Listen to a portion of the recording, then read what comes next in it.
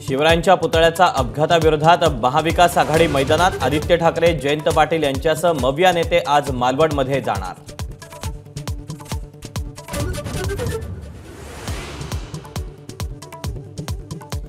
समुद्रकिनारी असणाऱ्या सोसायट्याच्या वाऱ्याचा अंदाज नौदलाला आला नसावा।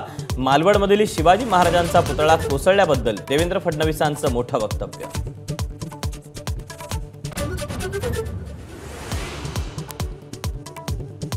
दहीहंडी दरम्यान मुंबईत 106 गोविंदा जखमी, 2 गंभीर जखमी गोविंदांवर केईएम रुग्णालयात उपचार सुरू।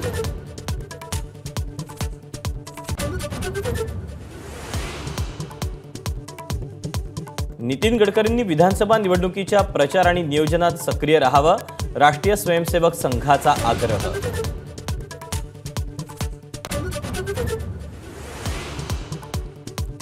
काही सुपारीबाजांनी मला पाडण्यासाठी सुपारी घेतली, नवनीत राणांनी बच्चू कडूंवर फोडलं पराभवाचं खापर।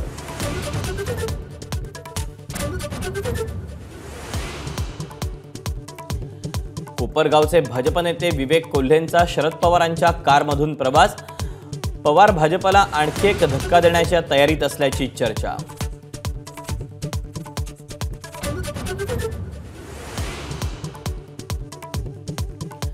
कोलकाता बलात्कार आणि हत्याकांड प्रकरणी आजही गोंधळाची शक्यता, विद्यार्थ्यांच्या मोर्चावर पोलिसांच्या कारवाईविरोधात भाजपकडून आज 12 तासांच्या बंदची हाक।